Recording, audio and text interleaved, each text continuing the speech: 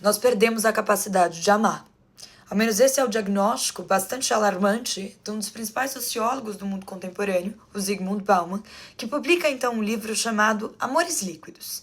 E na verdade esse termo, amores líquidos, é um termo que faz menção a um conceito mais abrangente do Bauman, que é o conceito de modernidade líquida.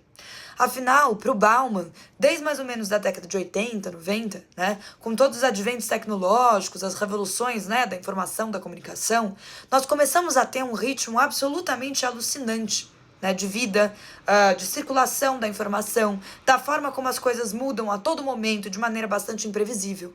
E isso, então, ele vai chamar de modernidade líquida, ou seja, esse mundo composto de sinais sempre muito confusos, em que as coisas não têm tempo para efetivamente se solidificar e, portanto, elas mudam o tempo inteiro de maneira imprevisível. E isso traz, sim, um dano enorme em relação à nossa capacidade de amar. Afinal, o que nos diz o Bauman como diagnóstico é que hoje nós vivemos uma fragilidade dos laços humanos.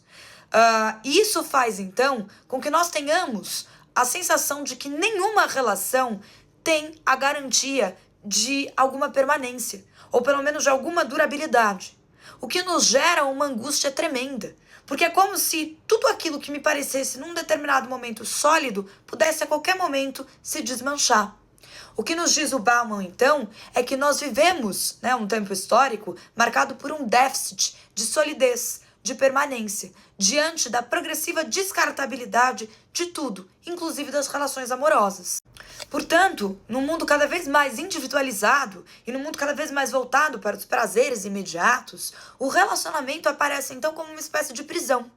É como se relacionar-se, portanto comprometer-se, fizesse com que eu tivesse que fechar algumas portas. Mas o sujeito pós-moderno não suporta fechar portas. A ideia de perder outras possibilidades, talvez mais satisfatórias, talvez mais completas, enlouquece o sujeito pós-moderno, que não parece disposto então a suportar os encargos e as tensões que um relacionamento pode trazer.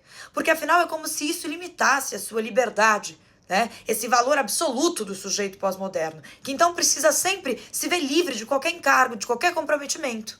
O sujeito pós-moderno sente que ele precisa vivenciar as delícias de um amor, mas nunca se haver com as suas dificuldades, com as suas dores. Então acho que isso é muito interessante como diagnóstico para que a gente possa pensar o que é que significa o nosso mundo de hoje e como é que nesse mundo as relações virtuais, essas relações, essas conexões, né, pela via das redes, acabam se tornando o nosso modelo de relacionamento. De modo que, a qualquer momento, eu posso ir lá e apertar esse botão do deixar, né? Do ir embora, do deixar de seguir, do desconectar.